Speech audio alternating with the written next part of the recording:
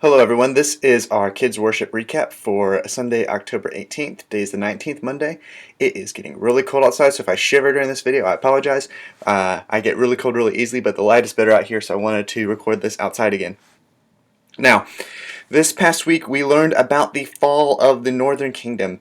You guys might remember that the kingdom started off united, the kingdom of Israel. They were united when Saul was king, David was king, and finally Solomon was king. But after that they split. And the 10 northern tribes became the kingdom of Israel, and the southern tribes of Judah and Benjamin became the kingdom of Judah. But since then we've been learning about the northern kingdom with the stories about Ahab and Jezebel, Elijah, Elisha, Naaman. All that happened in the northern kingdom. But the people of the northern kingdom kept forgetting that God was there. They were acting like He was not there at all. They were turning away from Him and turning towards other gods like Baal. And God kept trying to warn them that, yes, I'm still God, yes, I'm still in control, and yes, you better get this. And they just kept not getting it, even after big things like the Battle of Mount Carmel. They just weren't getting it. And finally, God let them fall to, in this case, it was to the kingdom of Assyria. The kingdom of Assyria had been waiting to attack Israel, but King Hoshea of the northern kingdom had been keeping them away by paying them a little bit each year.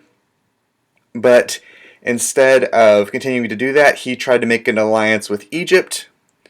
And when that happened, Assyria invaded and surrounded the northern kingdom's capital city, Samaria. And after 3 years, were able to attack it and take the people off into exile. And all of this happened because people kept sinning and kept turning away from God.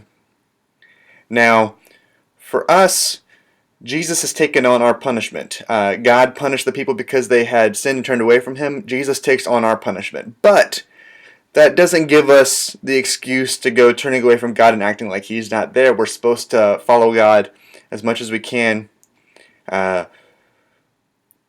His commandments, read our Bibles, pray, learn about Him, all these things, and we're supposed to follow Him as much as we can. Now, parents, life group leaders, this week, a challenge activity for you guys. You could do this a couple different ways. The way I would do this is I would wait until your kids aren't around and pick out a room in your house that everybody is going to be in, like dining room, living room, kitchen, and I would change something small in that room, whether it's maybe take a couple pictures that are on a wall and swap them, or take a couple things that sit on a table and move them, or take a couple drawers and swap out the contents of them, and wait until your kid says, hey, isn't this backwards? This is supposed to be there, that type of response. And the point is that in the exile, the Israelites are where they're not supposed to be, and it's because they sinned. Another way you could do this is, if you want to do it maybe as a life group, just have the kids leave the room for a few minutes and change something right then, and then have them come right back in and try to spot what it is. I would do it the first way, be a little bit more subtle about it, but either way works.